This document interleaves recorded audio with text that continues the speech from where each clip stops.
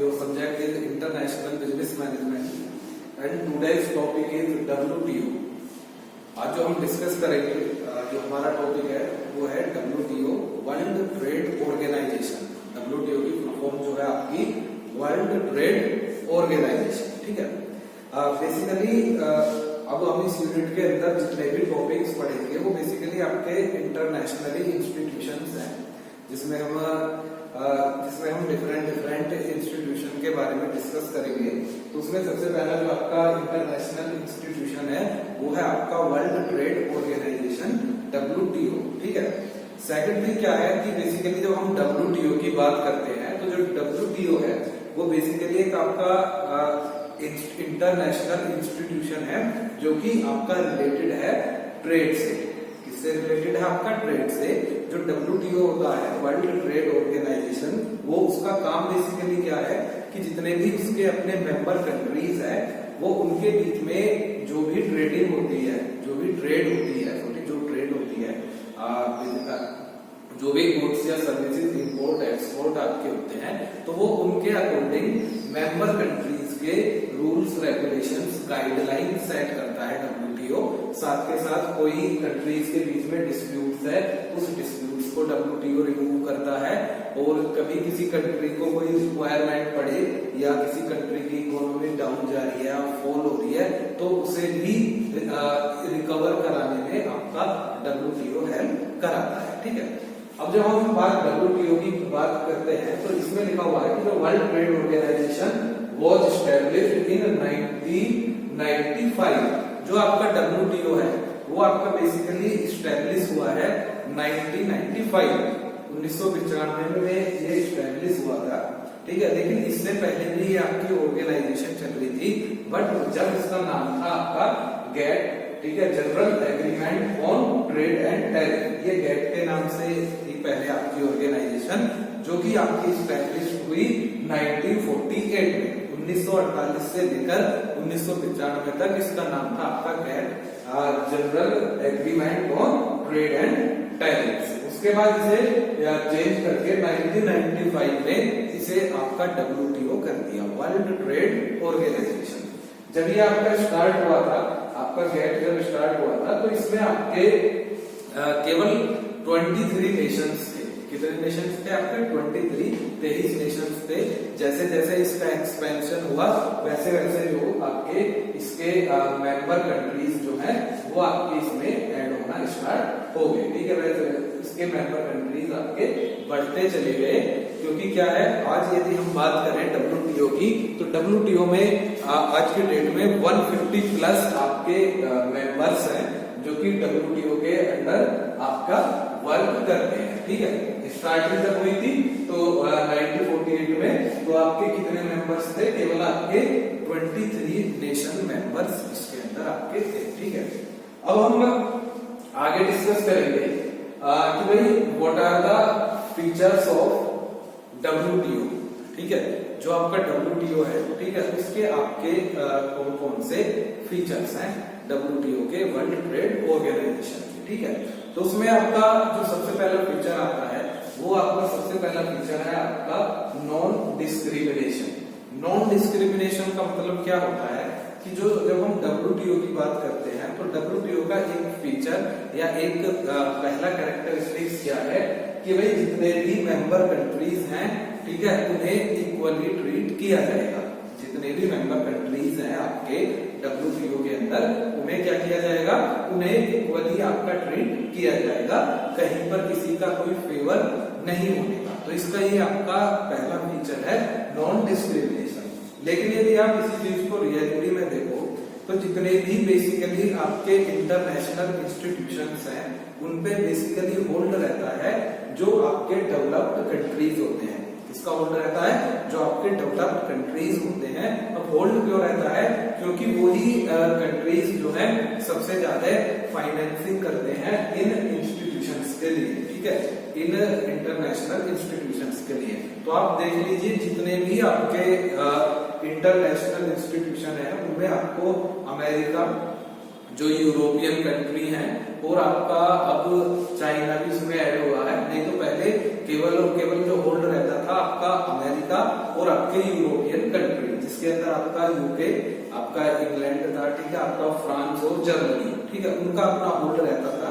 लेकिन धीरे धीरे क्या है, अब जैसे कंट्री की इकोनॉमी स्ट्रॉन्ग होती गई है तो सब कंट्री का इसमें धीरे धीरे इन्वॉल्वमेंट बढ़ता चला गया, ठीक है। अब इंडिया का भी एक एक्टिव पार्टिसिपेशन WTO के अंदर रहता है, ठीक है।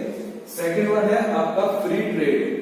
फ्री ट्रेड का मतलब क्या है कि जो WTO बेसिकली क्या कहता है कि भाई जितने भी हमारे नेशन कंट्रीज हैं वो आपस में फ्री ट्रेड करें। फ्री ट्रेड का मतलब ये नहीं होता कि गुड्स और सर्विसेज हम फ्री में एक दूसरे को दें। फ्री ट्रेड का मतलब क्या होता है कि जो इंटरनेशनल जो बॉर्डर्स को जब आप अक्रॉस करते हो या आपके प्रोडक्ट्स या services from one country to another country जाते हैं तो उनके बीच पे जो टैरिफ्स लगते हैं, जो आपने एक टॉपिक के अंदर पूरा पढ़ा था टैरिफ बैरियर्स और नॉन टैरिफ बैरियर्स, कि उन टैरिफ्स और उन बैरियर्स को रिमूव कर दिया जाए, उन्हें हटा दिया जाए। तो जिससे क्या होगा कि वो पर्टिकुलर प्रोडक्ट जो वहाँ के पीपल्स हैं उन्हें भी कम रेट पर मिलेगा, क्योंकि नॉर्मली क्या होगा कि आप किसी कंट्री में अपना माल बेचते हो, ठीक है, और आपके ऊपर टैरिफ लगता है तो आप अपना प्रॉफिट तो कम नहीं करोगे, आप ऑब्वियसली इतना ही उसका जो है आगे चल के प्राइस आप हाई कर देते हो। तो जब फ्री ट्रेड की बात करते हैं तो जैसे यूरोपियन कंट्री है, ठीक है, आपकी यूरोपियन यूनियन के नाम से है, उसमें अब आपका जो ब्रिटेन है, जो आपका यूके है, यूनाइटेड किंगडम, वो उससे अलग हो गया है, ठीक है। नहीं तो वहां पर क्या था, उन यूरोपियन कंट्री के बीच में आपकी फ्री ट्रेड थी, कोई भी किसी भी कंट्री में जाकर अपना प्रोडक्ट इजीली सेल आउट कर सकता था, ठीक है। लेकिन कुछ कंट्रियों में है ये फ्री ट्रेड, लेकिन बहुत सारे कंट्रियों में ये आपकी फ्री ट्रेड नहीं है, उसका है फीचर बट फ्री ट्रेड नहीं है वहां पर, ठीक है। इसके बाद आता है आपका थर्ड जो इसका कैरेक्टरिस्टिक्स है, थर्ड कैरेक्टरिस्टिक्स है आपका इसका stability in the trading system, कि भाई जो भी ट्रेडिंग होती है, ठीक है, ट्रेडिंग सिस्टम है बिटवीन द नेशन कंट्रीज, ठीक है, वो आपका क्या होना चाहिए, वो आपका स्टेबल होना चाहिए, वो कंटिन्यूली वर्किंग में आपका होना चाहिए, ठीक है। नेक्स्ट है आपका promotion of fair competition. Promotion of fair competition का मीन्स क्या है कि जो WTO क्या कहता है कि भाई इसके 150 प्लस नेशन हैं उसके अंदर, तो बेसिकली क्या होगा, हर कंट्री की बहुत सारी कंपनी उस कंट्री में होंगी, उनकी उस कंट्री में होंगी, तो वो WTO क्या कहता है कि भाई आप अपने बीच में कंपटीशन रखिए, बट कंपटीशन फेयरली कंपटीशन होना चाहिए, ना कि चीटेड कंपटीशन होना चाहिए कि आप अपने प्रोडक्ट को ज्यादा से ज्यादा सेल आउट करने के लिए या अपना इम्पोर्ट ज्यादा से ज्यादा बढ़ाने के लिए आप दूसरों के साथ अनफेयर वहां पर करो, ऐसा नहीं होना चाहिए। जो आपका कंपटीशन होना चाहिए वो आपका फेयर कंपटीशन वहां पर होना चाहिए, ठीक है। नेक्स्ट जो इसका फीचर्स है वो है कि special concern for developing countries.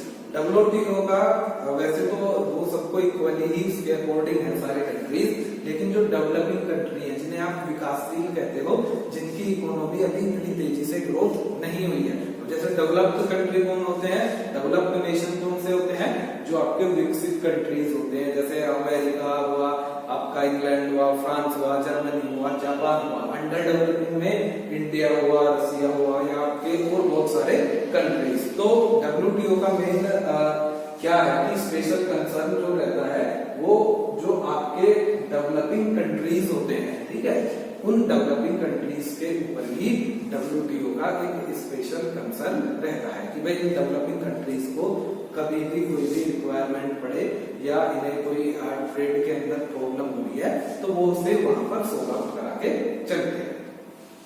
Next है market access commitment. Market access commitment का मतलब क्या होता है कि WTO क्या कहता है कि भाई आप जितने भी हमारे मेंबर कंट्रीज हो, ठीक है, हम उन्हें और उनके बीच में जो भी ट्रेड होती है, तो जो आपका मार्केट होता है, जिस मार्केट के अंदर आपकी ट्रेड होती है, ठीक है, उसे कि हम कंटिन्यूली एक्सेस कराएंगे।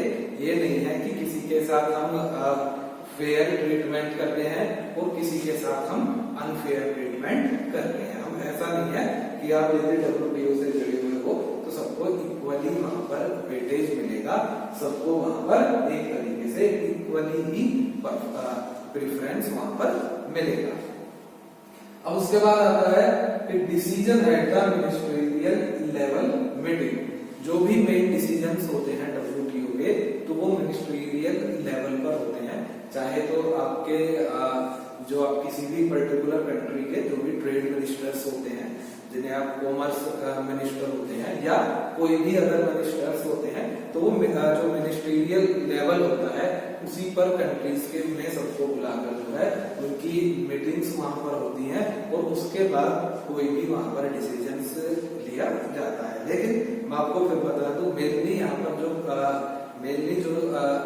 कंसर्न है या मेनली जो होल्ड है, आज भी वो कुछ ही लिमिटेड कंट्रीज का ही है।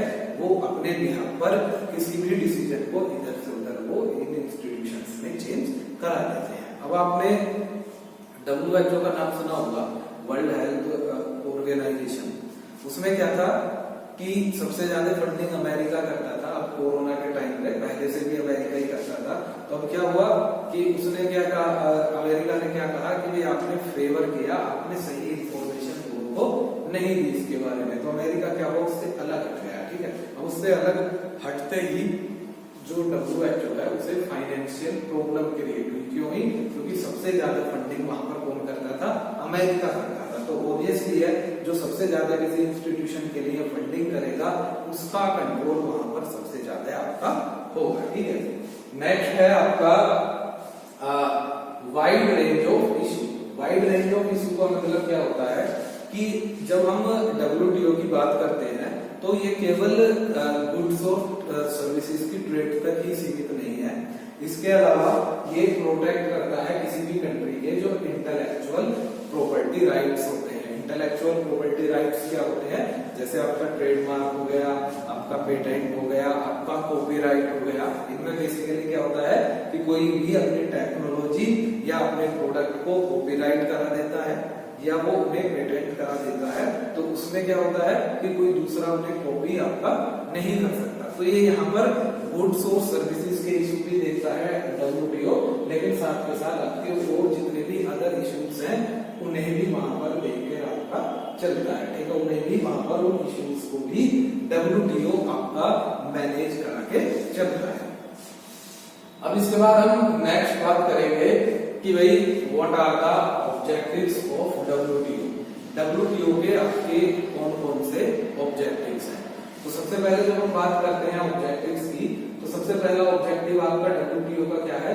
To improve the standard of living of people in the member countries. पहला ऑब्जेक्टिव क्या है कि भाई उसके जितने भी मेंबर कंट्रीज हैं, ठीक है, वहां के जो भी पीपल्स हैं उनका लिविंग स्टैंडर्ड्स आपका इंप्रूव हो। WTO का मेन ऑब्जेक्टिव क्या होता है कि भाई जितने भी उनके मेंबर कंट्रीज हैं उनका जो लिविंग स्टैंडर्ड है वो डेवलप होना चाहिए।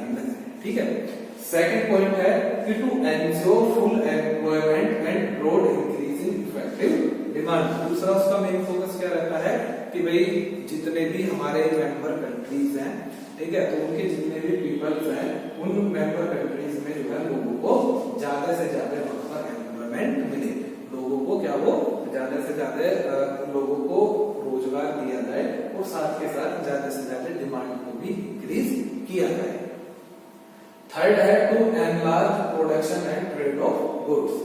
मीन्स कि जो मेंबर कंट्रीज हैं वो ज्यादा से ज्यादा प्रोडक्शन करें, ज्यादा से ज्यादा जब वो प्रोडक्शन करेंगे वो प्रोडक्ट आपका ट्रेड होगा बिटवीन डिफरेंट नेशंस। तो उससे क्या होगा, कंट्रीज की इकोनॉमी भी बढ़ेगी और साथ के साथ लोगों का लिविंग स्टैंडर्ड भी वहां पर इंक्रीज होगा। जैसे आप देखते हो अपने कंट्री की हम बात करते हैं, जो लिविंग स्टैंडर्ड 15 या 20 साल पहले था वो आज के डेट में लोगों का बिल्कुल आपका चेंज हो गया है। ठीक है, तो वो सब क्यों हुआ है कि भाई जैसे जैसे कंट्री की इकोनॉमी स्ट्रॉन्ग होती गई, जैसे जैसे प्रोडक्शन कंजप्शन लेवल आपका बढ़ता गया, वैसे वैसे ही लोगों का भी जो आपका लिविंग स्टैंडर्ड है वो भी इम्प्रूव होता गया। ठीक है, इसके बाद नेक्स्ट आता है to increase the trade of services.